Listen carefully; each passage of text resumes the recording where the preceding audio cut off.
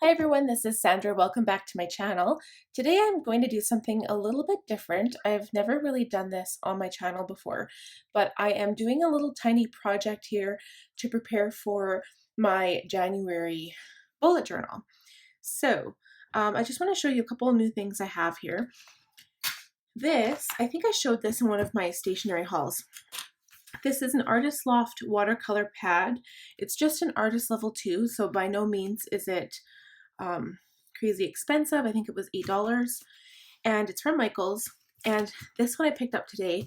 It is an 8 by 10. Oh no, sorry, a 9 by 12. 9 by 12. And I wanted a bigger one because I'm going to do something similar. So I was playing around with watercolors, and I did get these as a gift. So these are the Jane Davenport watercolor paints, and I guess I could have gone with the Sakura Koi color paints. I probably would have got more colors, but I wanted these just because, I mean, look how cute it is. So it's kind of like the ones you see from Helen Colebrook's videos where she gets everything from London Gifties and she has these little tiny paint sets. So it's very similar to the Sakura Koi because they're the same way, as opposed to like the cheap watercolors that you get for kids in the circular pans. So these are a high quality specialty set of colors, and I've already done some work with them. I'll show you one of my pieces here, and I will use this as well in my January setup. So this is the first piece I did. So it is definitely galaxy themed. And for this white part here in the middle, this is completely dry, by the way. I used this Dr. Peach Martin's Bleed Proof White. I've had this for a long time, and the paint is kind of getting dried out in the jar, but you just have to add a little bit of water, and it's like pretty much a hard watercolor, and it just instantly, you can use it right away. So it is perfect to cover over top, and then I'm just going to go ahead and do another one of those same pictures, but with large paper. The process is a little tedious, so I might not talk the whole way through and just kind of fast forward it for you, but I will start with wet paper, and the brush I'm using is just this Winsor & Newton 11111 round. It's probably a little small for the large paper I'm using, but I'm just going to take my time and show you how I accomplish that particular galaxy picture. So let's get started.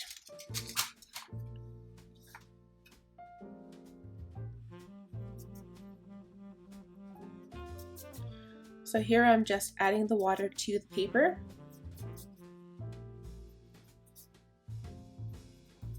I'm not being too precise here, I'm just splashing the water on so the paper has a little bit of time to absorb it, but also that the water just kind of sits on the surface, so when we apply the paint, it'll be easier to move around.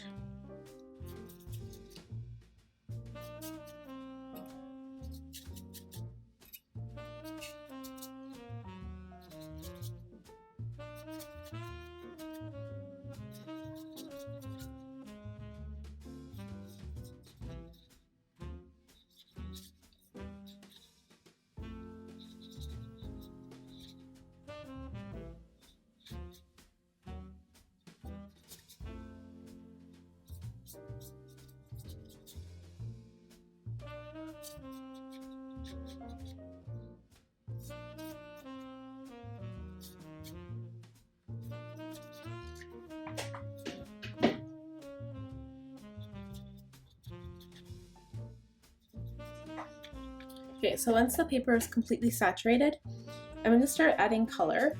And I always like to have kind of like a nebula in the center, so an area of brighter contrast. But I do want a lot of darker areas because I'm going to be writing over top of that paper, with white gel pen. So I also just want to give an inspiration here.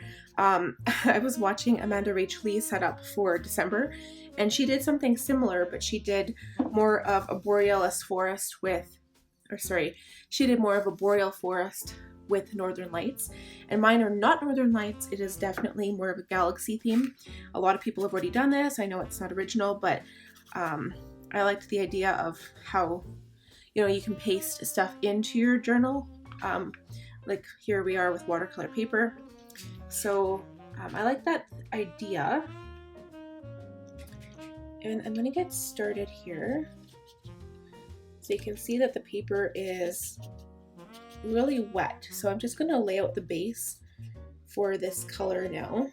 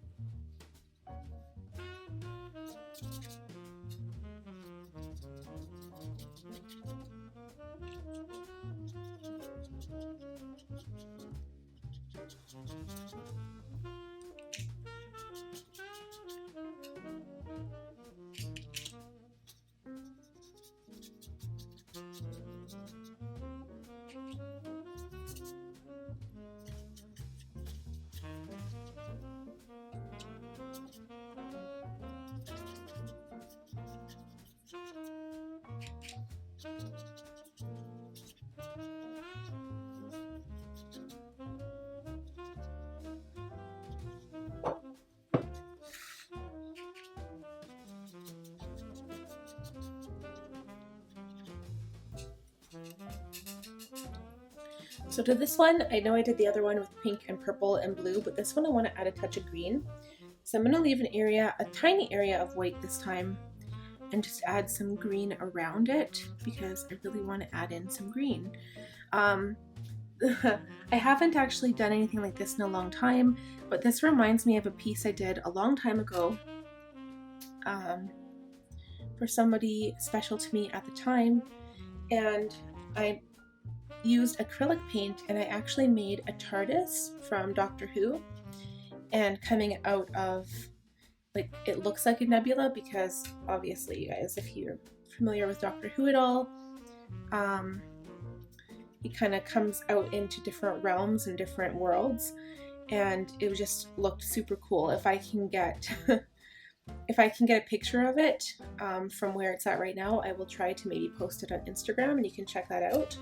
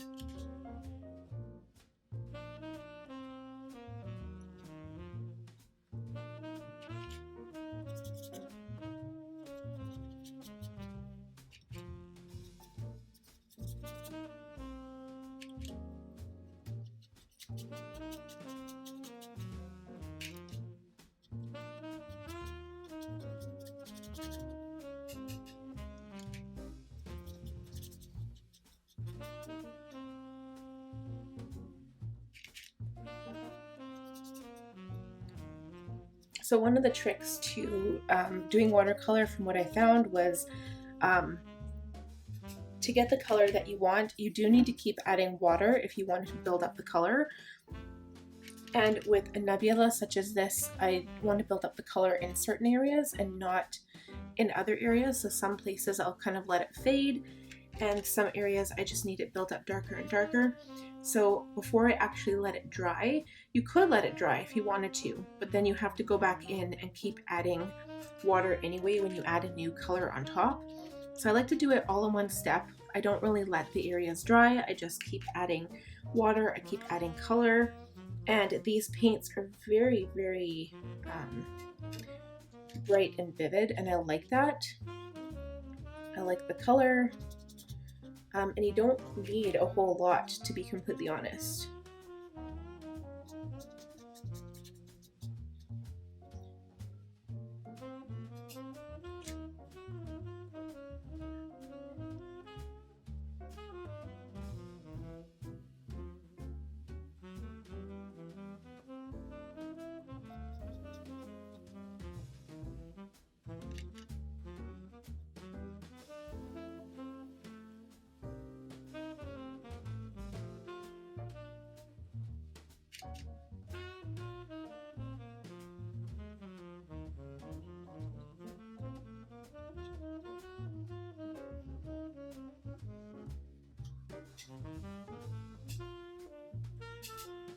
So now I'm just going to add, I'm not completely done with the dark area, but I'm going to add a touch of this P.H. Martin's bright white and put it in the center.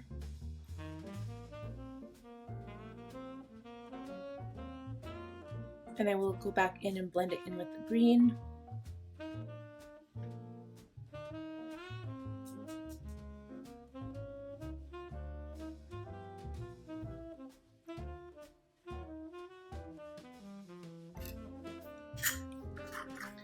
I don't really want it that bright in the center.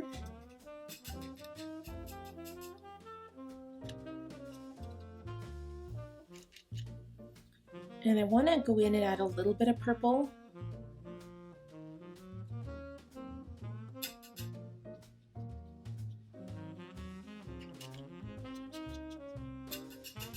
And I might add some purple to this upper corner here.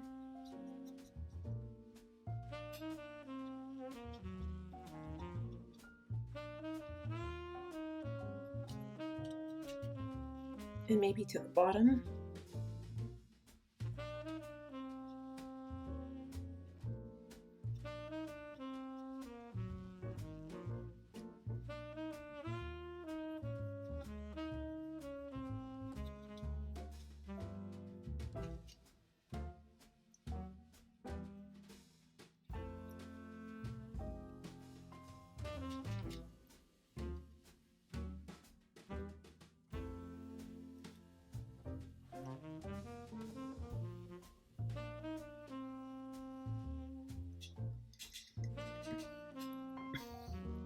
And then I am going to go in with a tiny bit of yellow just to kind of blend out this light green and the white.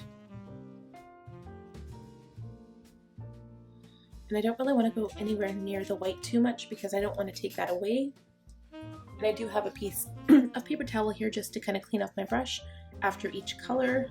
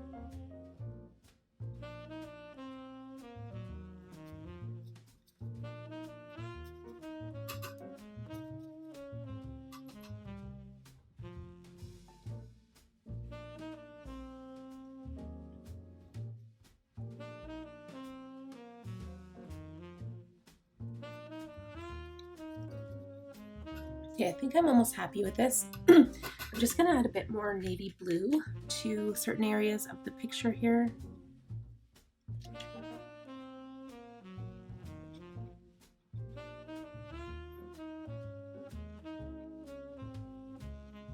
It's nice to have that contrast too, where you've got areas of dark and then you've got some areas of light.